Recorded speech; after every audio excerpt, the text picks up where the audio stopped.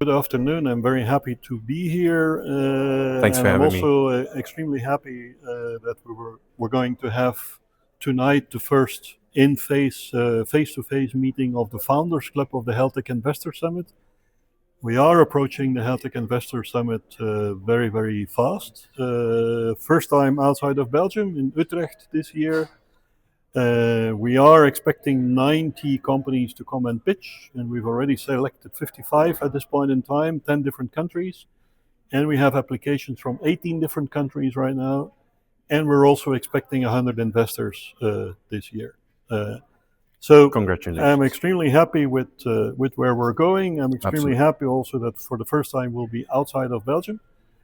And I'd like to have a bit of pick a little bit your ideas, pick a little bit your brain on how do you see at this point in time everything that is happening in the world. How do you see that impacting what those companies and those investors are going to discuss in Utrecht in December? The geopolitical situation is complicated. It's changing every day. We again experienced last night another direction. What is, in your opinion, going to be the impact of that on the overall European system and the European companies and the European investment in the context of everything that is happening in the world right now? Okay, that's a hefty challenge. First of all, thanks for having me. Secondly, I just want to stress that I speak on my own behalf and not on behalf of Kroll. Third, I am, of course, only merely an observer. I'm not directly involved in HealthTech. I'm not an entrepreneur. I'm not an investor, nor am I the advisor of a third party. But as you know, I've been in the larger life sciences sector for more than 20 years now. So that helps in having some perspective. With regards to your question, I think more than ever, health tech companies will need to make strategic choices because of the political situation. One is with regards to their investments. If you look at, and actually I was a bit surprised, I did some homework. Actually, in the first 6 months of 2025, we've seen more investments than in 2024 in health tech, predominantly in Germany, in UK, and in France. And when you dig a bit deeper into those numbers, what you see is that, first of all, it's thanks to a lot of EU public funding and or local initiatives. Strangely enough, what I read was that companies and founders and entrepreneurs and also investors said, well, actually in Europe, we now see a stable political and regulatory environment. And that helps, of course, because what investors are looking for is stability and certainty. We wouldn't have said that 6 months to 1 year ago, but it helps because in the US, of course, and not only in the US, but also in other countries in the world, you don't see that stability anymore. People are wondering what's going to be next. So as an investor, it's difficult. Also as an entrepreneur, it's difficult. Within those 6 months, what you see is that investors invest in companies that are really AI enabled companies, not companies that use AI as a tech tool, but really with AI entrenched in their product development, in their product strategy, in their market strategy, in everything they do. And I think that's something that we will see even more now. If you combine then AI with our regulatory landscape in the EU, with, of course, the AI Act, with GDPR, with MDR, with the European Health Data Space Regulation. It's a lot, we know. And is it too much? In my honest opinion, yes, it is. But at least we know, and companies know where to aim to. They know which rules to obey to. They know which rules they should comply with. They don't see that in other countries. It's very interesting you say that, because remember last year during the HealthTech Investor Summit in Bruges, we had Anne de Geest giving a marvelous presentation there about the simplicity of the regulatory and the reimbursement system in the United States. And it was almost, in my opinion, was almost visionary on her side. And of course, Anne is a great person.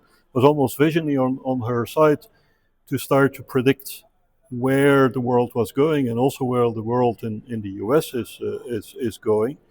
I'm not 100% sure. I totally agree with you that in Europe we should be happy with all the regulations that are in place. I didn't say that we should be happy, but I think it's better to have regulations than no regulations, or it's better to have regulations than uncertainty. Yeah. But it's going to be very interesting to see. I believe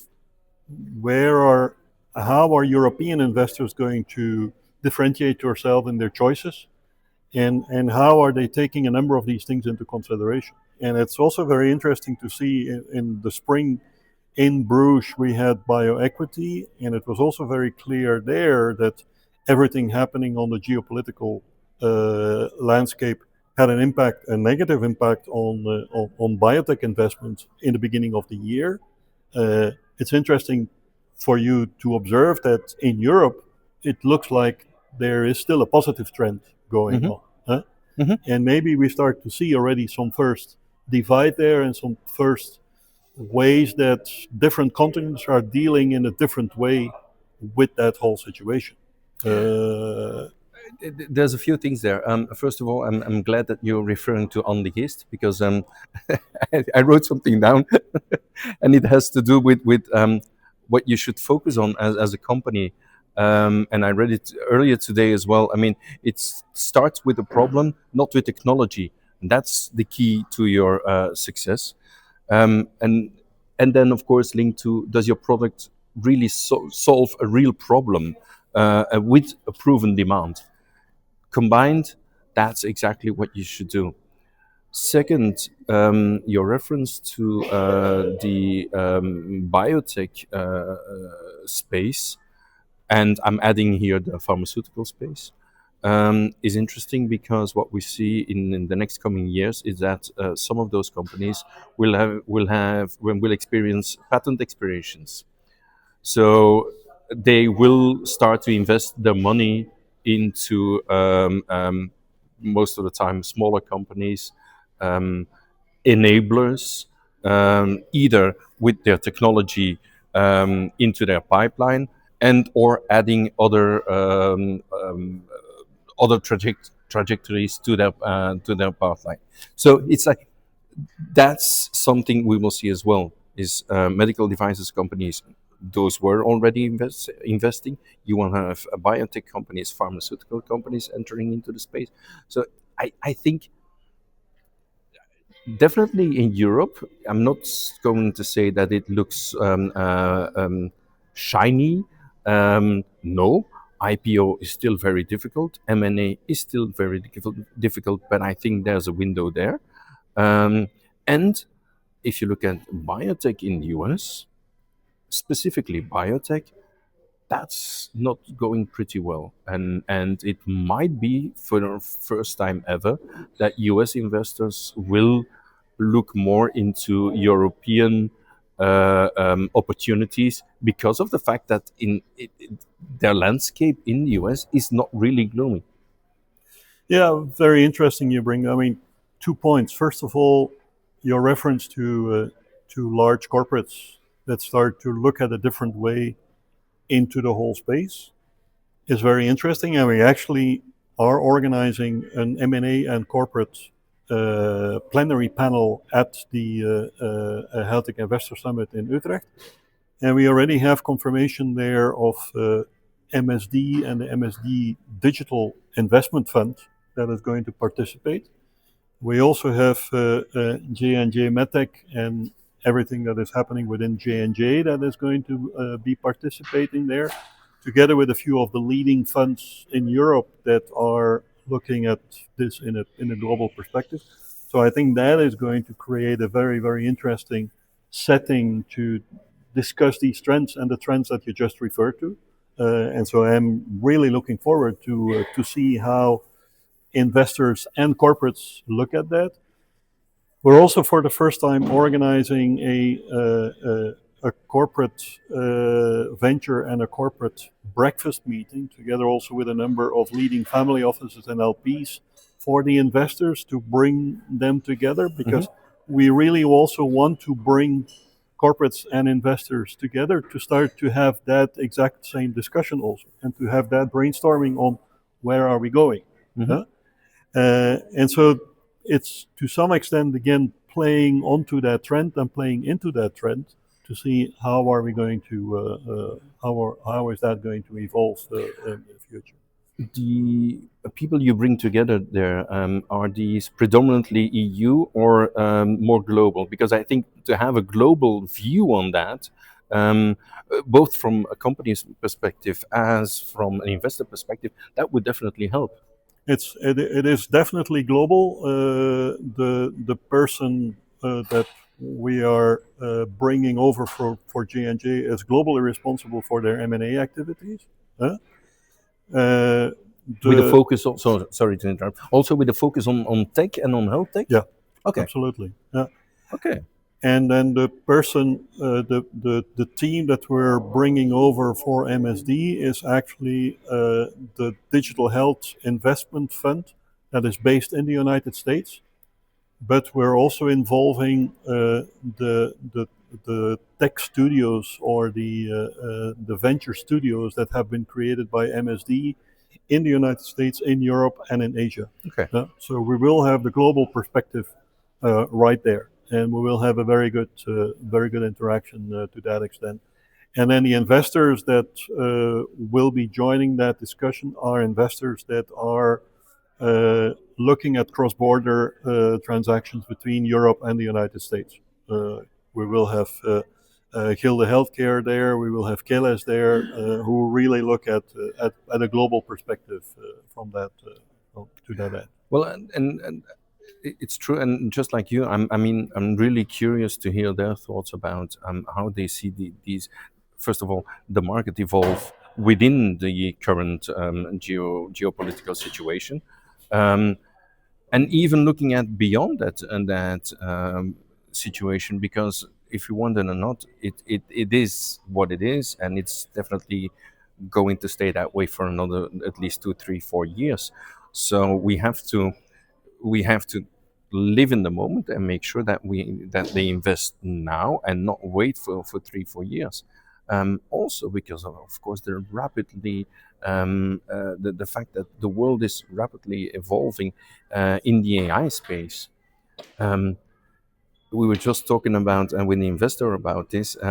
It's not AI as a tool, it's AI really ingrained in your product development. And that's, 2 years ago with the first HealthTech Investor Summit, that was not the case yet. Now it is.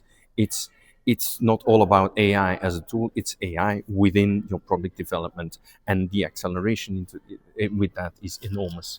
Yeah. And that's also where companies, the big pharma companies, etc., are interested in. Absolutely.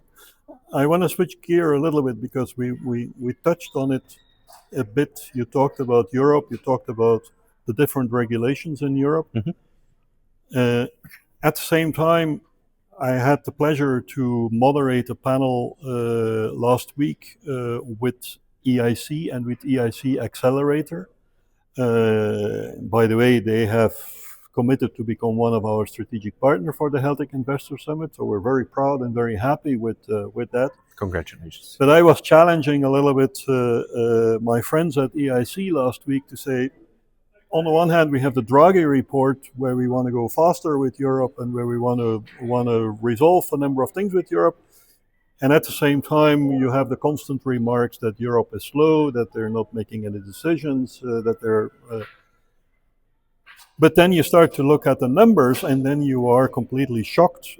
EIC is investing 13 billion euros into innovative technologies in the 6 years between 2021 and 2027. And I think the only thing we need is a bit more bringing an organization like EIC, the companies that are involved in that, and a number of investors, bringing them closer together and being a little bit more creative in order to overcome some of that inertia, to overcome some of that slowness that we observe at this point in time. Huh? So from your perspective, when you look at that Europe, I mean, it's a little bit schizophrenic sometimes if we look at it. But what's your idea? What's your perspective in that? We've had this conversation a few times already, and I think EIC needs to work on its communication. I think, and I'm sure that at least if you take 100 companies that could be enrolled in an EIC program, and you ask them, do you know what EIC is, and do you know what they require, etc., etc., I think there's probably 5 or 7 that will know. There's your problem. If you say that they invest 13 billion in from 21 to 27, I don't think that the industry knows this enough. I don't think that they see the opportunities in working with the EIC. That's to me one of the issues, and it is tied with what you said with people talking about the inertia of Europe, etc. It's not that it's inert. I think that look at the AI Act. The AI Act, whether you like it or not, it's there and it's going to be there for the next years. But what we see now is that in different parts of the world, both in Asia but also in California, where they're working on it now, what they do is they look at the European AI Act as an example, whether we like it or not and whether we're happy with it or not. So I think we should be a bit less negative about Europe. And I think with regards to EIC, I hope they will hear this message and start working on their targeted communication, because that will do a lot. Well, I mean, that's precisely why I'm so happy that we can involve them. We're actually going to have a workshop where they can come and explain about their activities. Now, I do want to have a little bit of a caveat on your statement that the companies don't know. There is member states where the companies do know about the existence of EIC, because those member states know very, very well how much money can be captured there. And if you look at countries like France, Netherlands, Germany, they make use of EIC and EIC funding a lot. Huh? I think we have a bit of work to do in Belgium to overcome that deficit there. And I think this is something that also an organization like BOVIA and BOWIN Of course, need to yes. work on. I had a discussion last week about that to overcome some of those shortcomings. And again, to the good news, we do have an agreement also that EIC is supporting financially companies in their beneficiary list, so portfolio companies when they come pitching at the HealthTech Investor Summit, and we already have 8 of those companies that will be present at the HealthTech Investor Summit. So there is really that connection that we're starting to make there. The last one I want to go to is, and you already alluded to it, maybe it's not all that bad what is happening in Europe and what we're doing in Europe. And for that reason, we've decided actually to create 3 specific sessions that we're going to set up, which are going to all to have as a common theme, making Europe great again. I think mega sounds much better than MAGA, to be very honest with you. And so we're going to say to companies, if you want to make Europe great again, and you have identified Belgium, Netherlands, Luxembourg as your beachhead markets, what is it that you need to do to be successful in those countries? Mm-hmm. We're going to do the same for France, Spain, Portugal, and Italy. And we're also going to compare Ireland and Denmark with each other. And we're going to do that from a reimbursement perspective, from a hospital approach perspective, and possibly also from a regulatory legal perspective. If you look at that kind of complexity that you see there, what would be your advice then for companies to on how to approach it? And I think you already said, Anne de Heers last year very clearly said, you focus first on the problem and you focused on your product, not on technology. You focus on the problem. And so if you identify this is the problem, and these are the beachhead markets where that problem is very, very clear, where it's recognized, and where they're willing to pay for it, I think that's already a very first important step for European companies to start to bring some focus to their activities. And maybe that is one of the things I would add there, and of course that has to do with my employer. Um, take care from the first moment on when you start developing your market strategy, your product strategy, and going into your product development. Please involve from the beginning your lawyers. I know it sounds like I'm preaching for my own choir, but I mean, it's true that what we see is that people come in with their questions way too late. They start developing their own contracts. They start using AI to build their contracts, and then we look into those, and we see that there are some there are things in those contracts that shouldn't be in there, that are even not applicable to local law, things like that. So involve your lawyers from the beginning, because you will have to meet those regulations. You have to be compliant with those regulations. So that's the first thing. Not only for your articles of association, but look further. Look into the. I mean, ingrain your AI into your product development, your product strategy, your company strategy. But if you use AI, and definitely in the healthscape, then you also have to look at data and at your data management. Well, those things are heavily regulated in Europe, and luckily they are. Let's be clear about that. There as well, make sure that you get the right advice, because I mean, if the shit hits the fan, then it's too late. And then, I mean, make sure you are surrounded with the right advisors. Talk to a lot of people, and I know that every entrepreneur will say, yeah, we already do that. And yes, of course, you do that. But I mean, definitely in these times where you use technology a lot more, and when there are a lot of rules and regulations, you need to be advised by a lot of people who know what they're talking about. And then go to things like the HealthTech Investor Summit. Make sure that you are connected with BioVia and with other clusters, with the BioWin, with other European clusters even. And even if we know now that the situation in the market is unpredictable in the US, start already looking at the US if that's one of your targets. If that is one of your targets, then look at it now and make sure that you already get in touch with your US investors or your potentially US investors. Don't wait. Start now, because now might be the ideal moment to start, and go to your European investors and your US investors. And hopefully one day yeah. that will help getting the right funding. Maybe to round up, I mean, it's interesting that you talk about Europe versus US. We are going to have a session where we're going to look at two success stories. Huh? One company that has been successful in the United States, and one company that is very successful in Europe. And we're not going to have a discussion with them about why did you do this and why did you do that. We will try to understand the drivers behind their decisions, the drivers behind their success.